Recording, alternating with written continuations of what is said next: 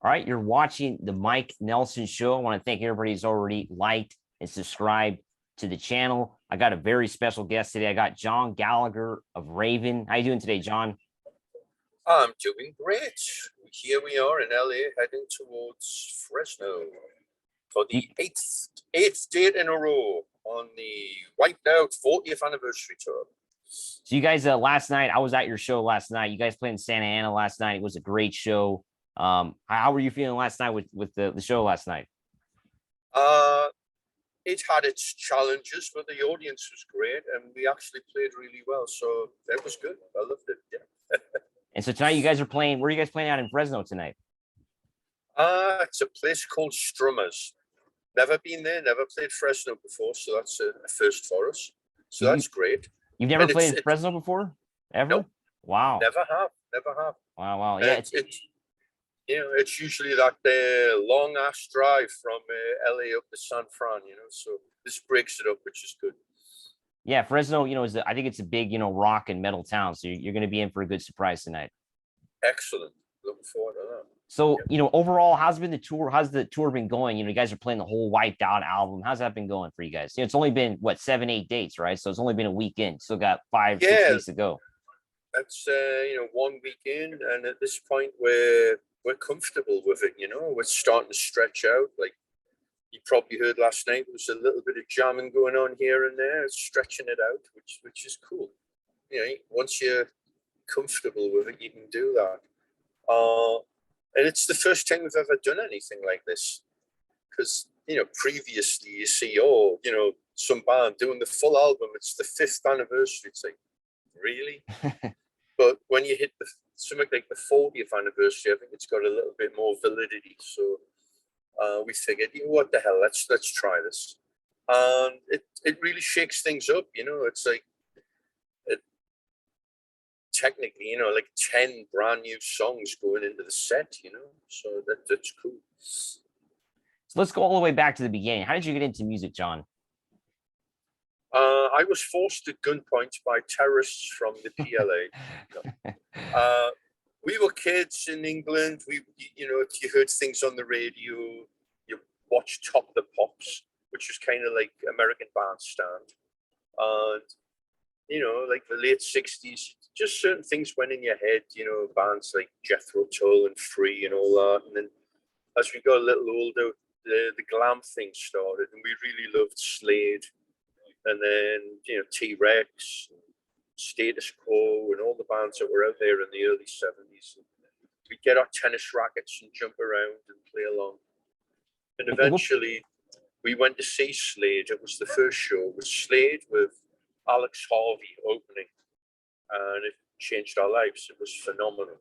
It's still to this day one of the best shows we've ever seen. And Mark and the guy from down the street, Paul Bowden, came up and said, "We're going to form a band. Then you can be the bass player." And I'm like, okay. And all we had to do then was get instruments and equipment and learn how to play. But we did that, and our first gig was at our high school in December of 1975. And we never looked back, And what part of England did you guys grow up in? Newcastle upon Tyne, up in the northeast. So are you a Newcastle fan, the football team, or what's your team? Yeah, it's got to be a team that's in the blood, I don't follow it anywhere near as much as I did as a kid, because, when you were rocking the long hair, you were liable to get killed. So I stopped going. But, now they've got major backing from the Saudis. I think they're going to have more money than God. So watch for Newcastle to do very well soon, I think. Yeah. What are your thoughts on England for the World Cup? I don't know. The little bits I've heard, they've been terrible. So, well, they made it to the Euro final last year, so they're not that bad. That's good. They shouldn't be. There's no excuse for them to be bad. But hopefully Harry Kane kicks some ass and gets them sorted out. And how do you, you grew up in Newcastle, so how do you think that shaped you as a musician? Do you think it made any difference, you growing up in Newcastle? Yeah, I think it makes a big difference. The people there, they're open, they're warm, but they're very tenacious, hardworking. never say die type of people, you know. So it's very much what you see is what you get. That's kind of why we had an affinity the first time we came to the States, like people from the Northeast, you know, the same type of thing. But it's, you know, there's a tradition of great music from there. I mean, we grew up a few blocks from where Hank Marvin from the Shadows, it was like, you know, you remember the Ventures here in the States, or there was a band called the Shadows that used to do all the instrumentals in the early 60s. So they were like a big deal. And the Animals, I mean, the Animals had a huge hit with "We've Got to Get Out of This Place." That was sung about Newcastle. Wow, I didn't know that. Yeah, so and you know, later on, Sting, Mark Knopfler from Dire Straits, even the damn Pet Shop Boys were from Newcastle. wow, So, a lot of a lot people, of different music. Yeah. And when you formed Raven with Mark, your brother, was this the first band you'd ever formed?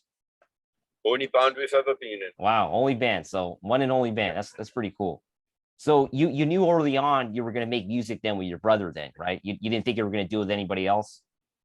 No, it was, you know, keep it in the family. Absolutely. Yeah. And you know, in those early days, you know, playing, you know, in the 70s, you got, of course, 1975 was your first show, right? So it took you 5 years to get signed. Why did it take so long to get signed? Because geographically where we were, and you know, we were kids living at home. So we did our apprenticeship. We played the pubs.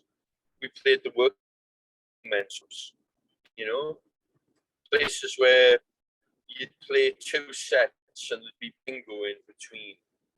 And people would come up with beer mats and put their requests on. So you'd look at the beer mat and it would say Highway Star, or more often it would say fuck off, you know, stuff like that.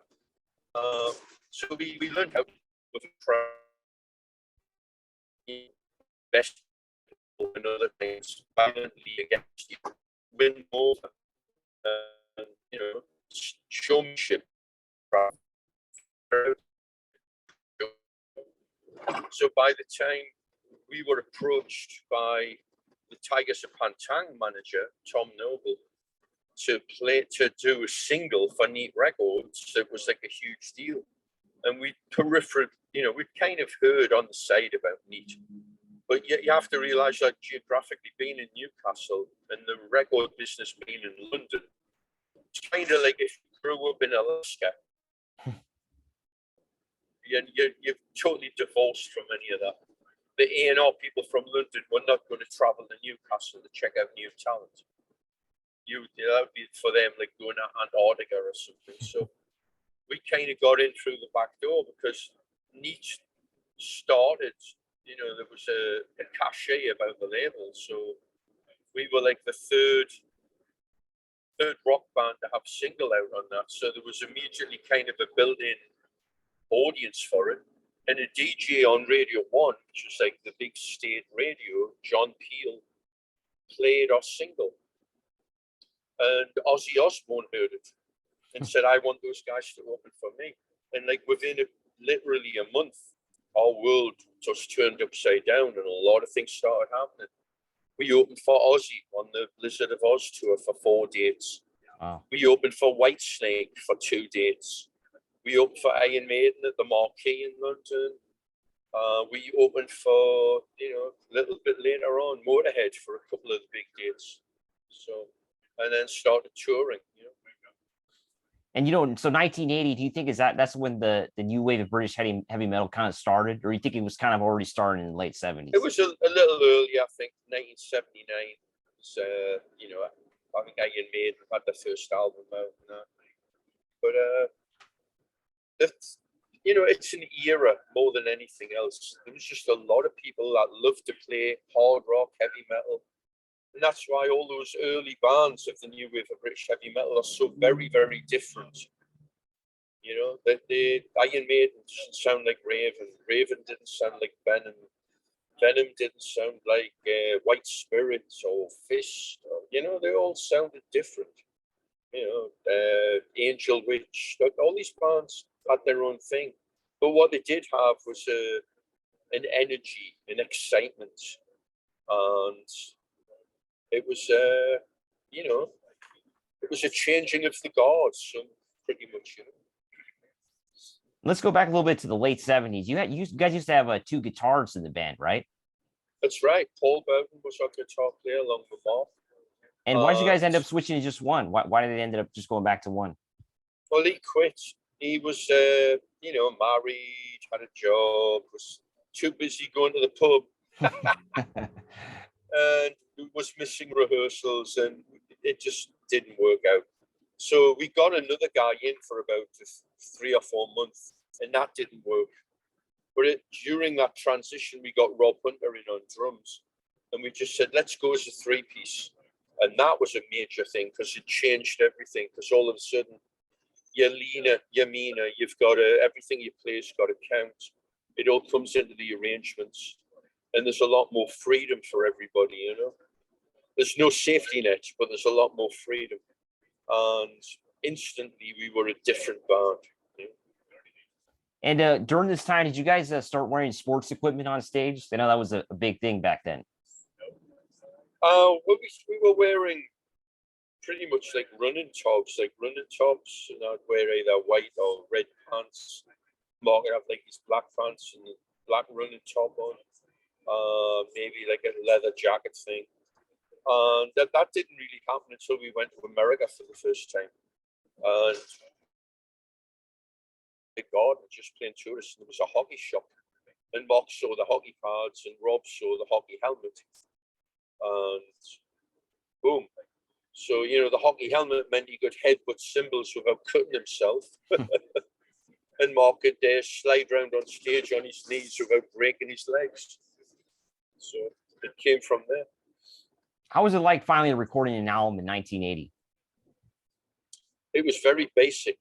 The studio need was a 16-track Studer or an Ampex machine, I think, which had originally been in Trident Studios down in London, and the album Ziggy Stardust by David Bowie was actually recorded on that machine.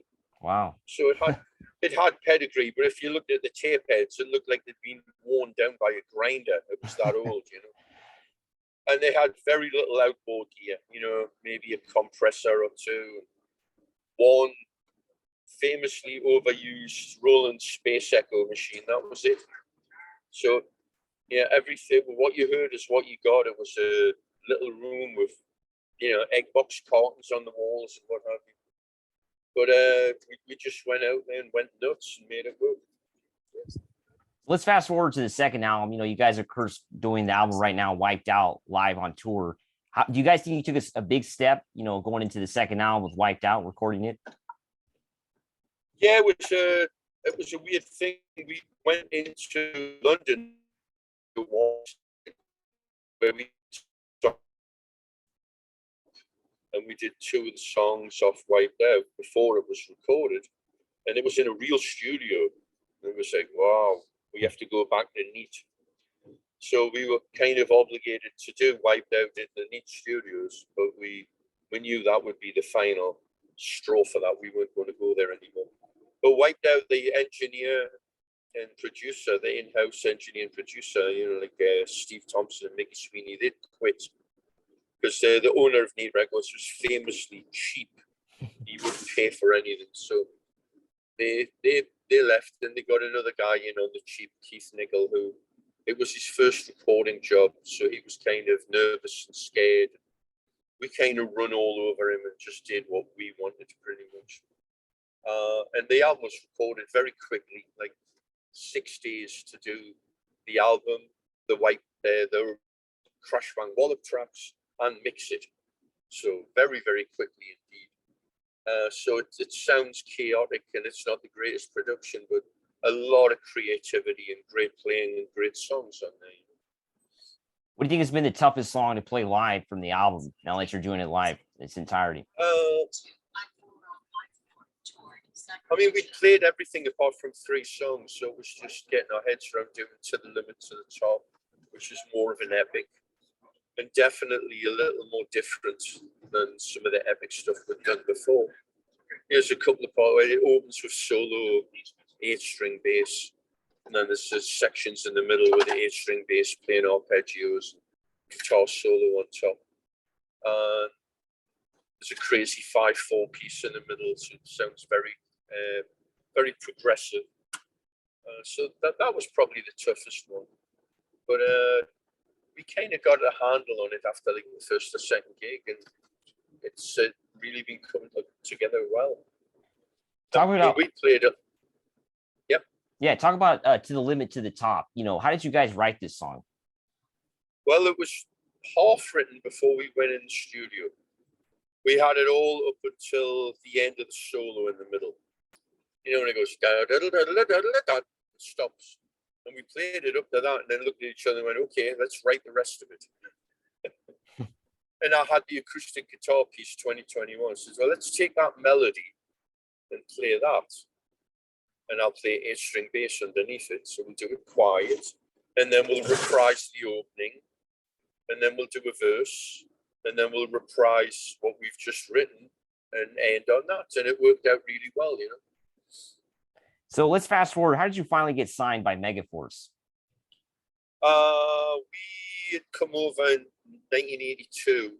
Johnny'd offered us to the Halloween Headbangers Ball gig, which was in Staten Island on Halloween 1982, and a handful of shows with Anvil.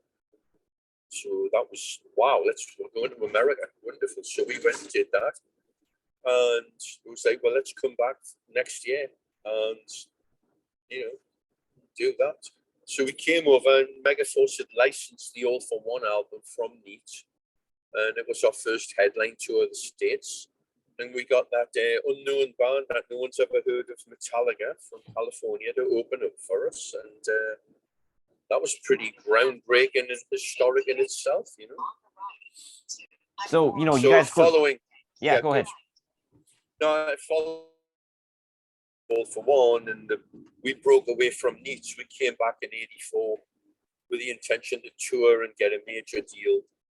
And that's how that happens. And, so really the live album, which was pretty much a getaway from Neat Records album in a sense, that came out on Megaforce. I think that's pretty much the one true album that came out on Megaforce. And, then we did the deal with the devil and signed with Atlantic. So let's go back to, touring with Metallica. How was that experience? They were a young band back then, not what they are today, but how was that? It was a lot of fun. They were like us. They were a gang.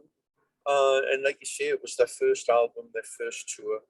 They were, in many ways very unsure of themselves and finding their feet. And I mean, we just did an interview with James up at Metallica HQ like a month ago, and sat down and videoed it, talking about that tour.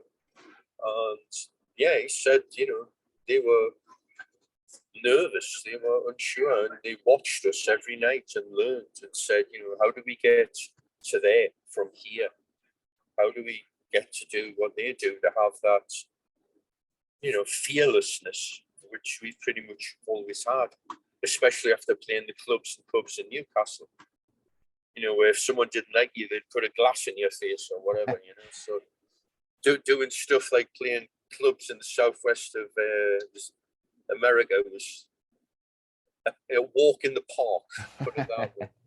But so we were one of the bands they watched and learned from, very much so. And they've been very open about that and very nice about giving us props on that, I think. And do you think early on? Yeah, go ahead. Yeah, no, go on. And do you think early on, Metallica was did you see something they were destined for greatness? Even in those early days. No, you wouldn't. I don't think you would, even from that first album, because they utterly changed their approach by the second album. They were the first album's very thrashy. It's very much got a punk, sped up Motorhead vibe, and although that's part of the sound, by the time they got to the next record, they'd put a little bit more craft, and there was a lot more depth. They were more of a heavy metal band at that point, and that was the template for the next 3 albums, at least, So speaking of Metallica, Raven is going to be opening up for Metallica for a special one-off show in Florida in honor of John and Marsh Zazula. Any thoughts on that? Yeah, that's going to be a magical night. Absolutely. When we were meeting with James, we just said, you ever need an opening band, let us know. And he was like, we might have something up our sleeves. I'll be in touch. And they did, as good as their word. It's going to be great. Couldn't think of a better cause. John and Marsha changed our lives. They changed Metallica's lives and a lot of other people. And I mean, there's a lot of charitable stuff coming out of the show, which is wonderful. And it's going to be a killer way to round up the end of our tour. Absolutely. Anything special planned for the show? We're still figuring out some of the details, like even how long we're playing. So we'll probably take some of what we're doing on this, so maybe one or two of the Wipeout songs, and mix it up with more of a regular set. Because John, in particular, was a huge fan of the last album, City. He thought it was the best thing we'd ever done. So we'll definitely be playing some of that in his honor, John would always say, you're my second favorite band. And he would never say who the first favorite band was. But I tend to think it was the Grateful Dead, unfortunately. There you go. You can't change an old hippie that much. So you mentioned earlier, you guys, you said you signed with, of course, Atlantic Records in 1985. Are you? What do you think of that period of the band? The glam metal area. What do you think about that? Well, the first album, Stay Hard, really isn't that far removed from All for One. But, similar kind of songs. A lot of mid-pace stuff, a lot of heavy stuff, a lot of commercial stuff. And we branched out and tried crazy things like The Bottom Line, which was a fun instrumental. By the time it got to The Packers Back, there was a lot more pressure from the record company. I think they viewed us like we were going to be Bon Jovi meets Kiss or some nonsense like that. And we did it, and we did it well, but it wasn't where our hearts at. And we were kind of led up the garden path. We were promised all kinds of, you'll do this, this will happen, and that will happen, and none of it did. And they had no interest in promoting it, and we felt like, oh well, here we are, looking stupid. What are we going to do? And we regrouped and said, to hell with all this. We did the Mad EP. We did Life's a Bitch, and we were back on track doing what we do best. I think The Packers Back has got some great songs on, but it's also got stuff on that I'd never listen to. It's just like, too much, too commercial. And the Raven sound it's a balance between being very commercial and being very heavy, being very well organized and arranged, and being chaotic. And all these elements in play have to be mixed just right. Otherwise the cake doesn't rise properly. And what do you think will be Raven's legacy in the long run? Your music. I think we were inspirational to a lot of people and a lot of bands through our music and through our attitude and approach. We've never laid down and cried uncle. We've always kept fighting, even when it looked impossible. We've always kept fighting. I mean, my brother alone is a testament, after having his accident in 2001, fighting his way back from death to be able to do what he does. And we're incredibly lucky. We're incredibly humble about it. And that motivates us to put on the best show, every time. And to keep writing original music that's challenging and pushing the envelope, So I think we'll be remembered when it's all said and done as a band that kicked your fucking ass. There we go. So what are your thoughts on today's, rock and metal scene? It's up and down. I'm still waiting for the Cookie Monster to die, but he hasn't died yet. So, it's like, come on, man, please. There's a lot of incredibly talented players in the rock and metal genre, and a lot of them That's all they can do. They're very technically brilliant.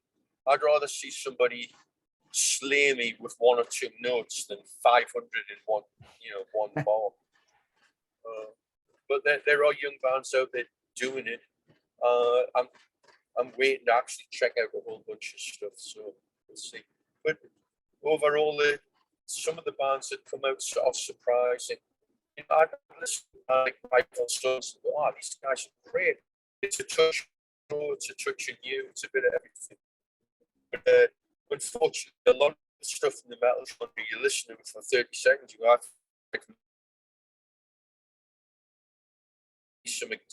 give me your slant on it, So, but it's hard to be cynical. There are good bands out there. We've had a couple of good openers on this tour already. So. And any new bands we should check out? Oh, well, our mates in Night Demon are doing a good job of taking the new wave of British heavy metal and putting their own stamp on it. All right. I'd suggest you check them guys out. And there's bands like Wolf and Enforcer from over in Europe who are doing a great job. Crystal Viper. There's some really cool bands. They are out there. And what do you think about, like streaming music? That's probably, it's killing the music business, don't you think? Yeah, it killed the music business instantly, and everyone gave Lars so much shit about it. But he knew it's unsustainable to have a business where your product is given away. Can you imagine that working with a car dealership? Or an outfit making nuclear power plant parts? Yeah, doesn't work. So we joke and say we're in the T-shirt business and our CDs are promotional items. We're very lucky that in the genre we're in, that the fans want the physical product and will pay for it. The pop end of things, it's all totally streaming. Nobody buys anything. And the only people making money are Spotify and, of course, the record companies. And hopefully that'll be addressed so the artists actually get a fair share, because currently it's rape, it's dreadful, which is why I hate Spotify. I have no interest in it whatsoever, Legacy bands who are very rich don't make any money off Spotify. So how could a struggling young artist make anything? It's ludicrous. It's stupid. So for Raven, you guys are going to have a new album next year, right? That's right. New album in the can. It sounds phenomenal. We're just getting it mixed. It's a natural follow-on from Metal City. We just kicked the bar a little higher one more time. Some great musicianship, some great singing. Even though I say so myself, no, I'm really happy with how it turned out. Some great songs. That's the important thing, We're really pushing it here and there. Some crazy stuff. We did a lot of songs for the record, so we're going to have a big fight over what actually goes on. And what's left over is good enough. We'd probably put an EP out down the line, All right, John, I want to thank you for coming on the show today. If you haven't, Raven's on tour right now, so make sure to go check them out. They're on tour for the next, 5 to 6 weeks. They're going to be playing all over the U.S., so make sure to go check them out. Absolutely. Check out ravenlunatics.com or Official Raven on Facebook and Instagram, on whatever media you can imagine. We're all out there. Come out and see us and get your head blown off. We're into it. All right. Thanks a lot, John. Appreciate it. Stay metal, everybody. Cheers, man. Thanks a lot, man. Yeah.